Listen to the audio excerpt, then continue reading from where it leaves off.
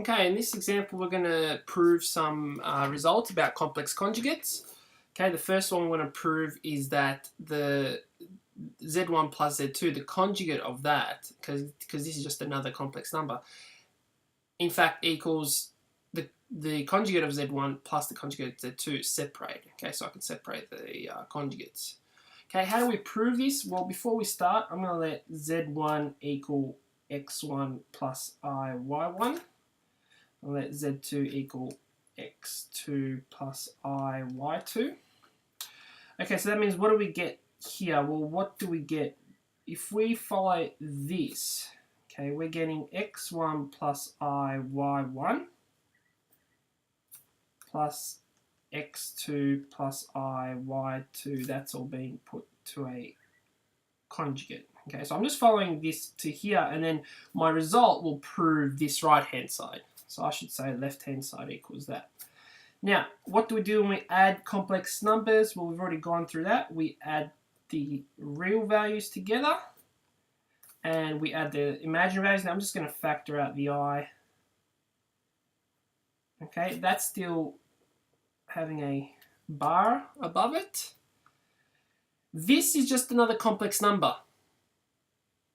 Okay, so if we take the conjugate of this complex number, imagine this x1 plus x2, we get some value.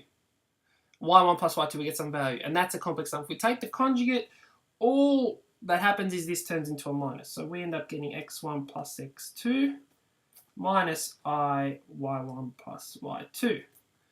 Now, notice what we get here.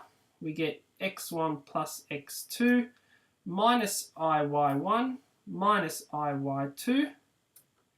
We end up getting x1 minus I y1, okay, plus x2 minus I y2. What does that mean? Well, look at z1, look at what we have here. That's the conjugate of z1, and that's the conjugate of z2, which in fact equals the right-hand side. So we've proven that, okay? If you have any problems with explanations, just shoot me an email and I'll reply and I'll happily explain what has happened, okay?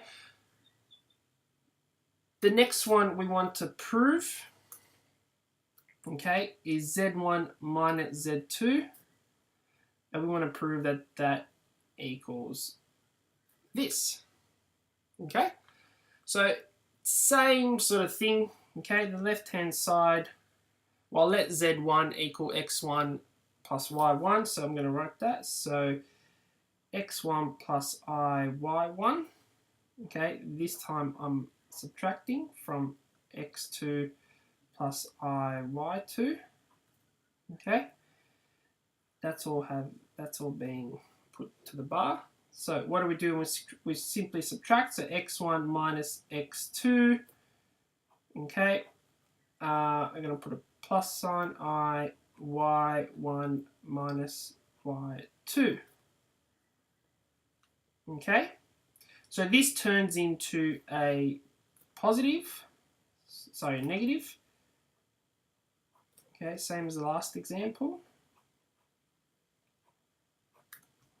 Okay, so we end up getting is x1 minus x2 minus I y1 plus I y2.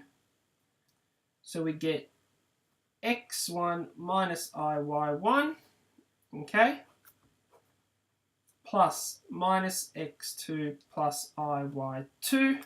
We factor out the negative, we get x1 minus I y1, okay, minus x2 minus I y2, which in fact equals z bar 1 minus z bar 2.